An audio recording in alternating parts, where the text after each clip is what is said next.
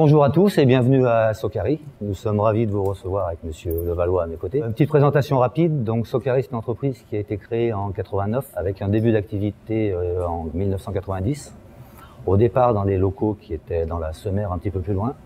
Nous avons intégré ces locaux-là en 1992. Notre activité principale, c'est l'usinage et le conditionnement du riz. C'est-à-dire que nous importons une grande partie de notre matière sous forme de ce qu'on appelle riz cargo. Donc c'est un riz qui est encore son écorce. Le jeu consiste à la décortiquer, trier, polir, calibrer, puis le conditionner sous différents styles de conditionnement. Nous partons du 500 grammes pour arriver aux 5 et 10 kilos, pour les plus gros conditionnements. Aujourd'hui, nous travaillons avec l'ensemble de la distribution martiniquaise. Nous travaillons également sur la Guadeloupe. En Martinique, on représente à peu près entre 15 et 20% de part de marché. Nos concurrents principaux, c'est l'import direct, bien sûr. Nous employons 15 salariés, dont 2 qui ont intégré notre entreprise très récemment. Un à la fin de l'année dernière et l'autre la semaine dernière. Donc 15 emplois directs. Sans compter les emplois indirects. Nous apportons une partie d'Asie pour tout ce qui est les riz parfumés, basmati, et l'autre partie, tout ce qui est riz blanc classique, ça vient d'Amérique du Sud, Guyana, Suriname. Les riz blancs classiques représentent à peu près la moitié de la production, puisque le marché va plutôt vers des riz, je dirais, plus haut de gamme, style basmati, parfumé, originaire souvent Thaïlande, Cambodge, Vietnam, et Pakistan pour le basmati. On essaye de vraiment privilégier la qualité. Vous allez pouvoir le voir tout à l'heure. Avec nos sources d'approvisionnement que l'on choisit, on passe par des courtiers, bien évidemment. Et on essaye de se battre sur les prix. On essaye de rester en dessous de la concurrence. C'est pas toujours possible, malheureusement.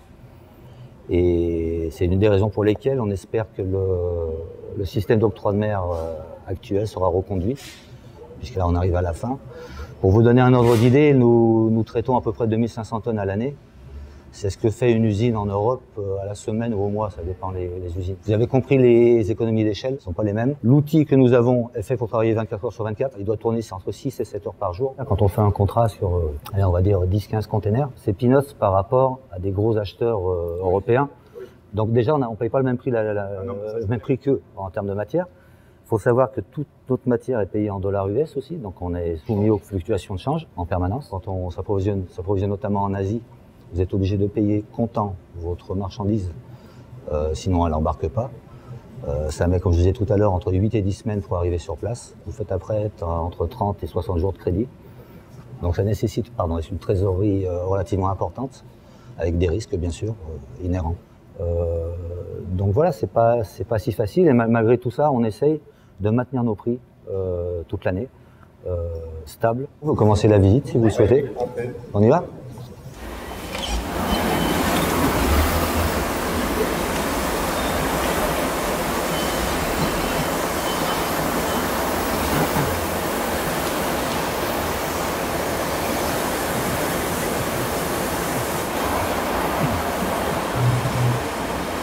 Là, nous nous trouvons dans la partie stockage de matières premières.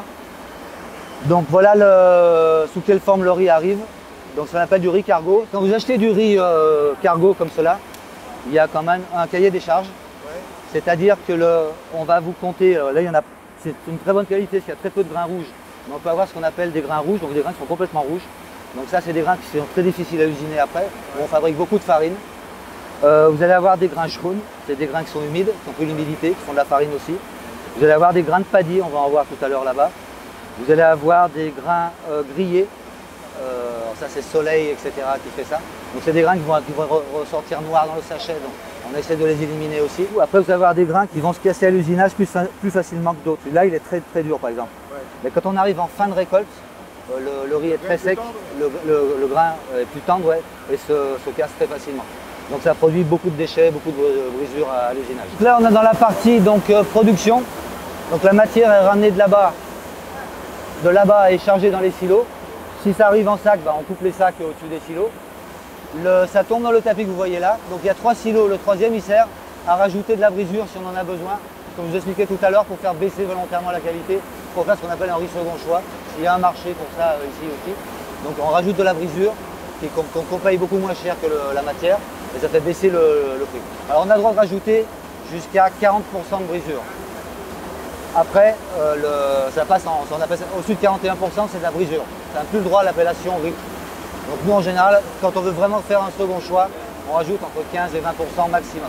La production est contrôlée par la bascule, vous voyez là-haut, en bleu. Chaque fois qu'il y a 10 kg qui passent dedans, elle bascule, ça fait tourner un compteur. C'est ce qu'on sait, comment on sait ce qu'on a produit dans la journée. La machine Donny qui est là-bas, donc ça c'est un premier tamis. Là le riz est de bonne qualité, mais il arrive parfois où il peut y avoir de la ficelle, il peut y avoir des déchets de sac, de la paille, etc.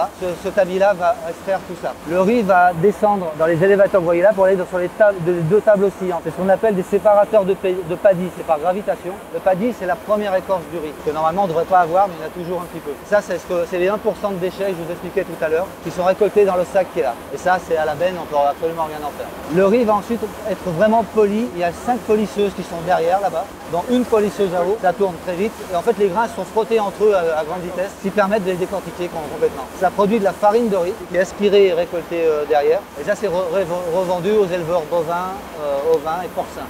Également. Suite du process, c'est trié une dernière fois là-haut, au cas où il y a eu des déchets de production qui se sont intégrés, de la poussière, etc. On ne sait jamais s'il y avait une pièce métallique ou quelque chose qui soit passé. Ça part dans ce qu'on appelle un séparateur de brisure, c'est celui-ci. Si on a testé là-bas qu'il y avait un peu trop de brisure, on va régler cette machine pour l'extraire. Donc la brisure est récoltée dans le sac qui est là. Et on arrive enfin au produit fini dans ce silo. Alors soit c'est stocké dans le silo pour repartir après sur la chaîne de conditionnement, soit on y stocke en big bag comme vous avez vu là-bas, en attendant les commandes et le conditionnement prochain. Alors ce qu'il faut savoir également, c'est que tout au long du process, on a une quarantaine d'aimants, des aimants énormes, pour éliminer tout ce qui est éventuelle pièce métallique qui viendrait du lot ou qui viendrait de nos propres machines. On a deux solutions, hein. Quand ça part de là-bas, soit on y fait transiter directement en sortie de production, et ça alimente les silos qui sont là, soit comme vous avez vu tout à l'heure, le gars il charge dans les big bags, il charge sur les silos là et ça part là. Ça c'est pour justement, c'est pour faire des échantillonnages. C'est une mini-usine en fait.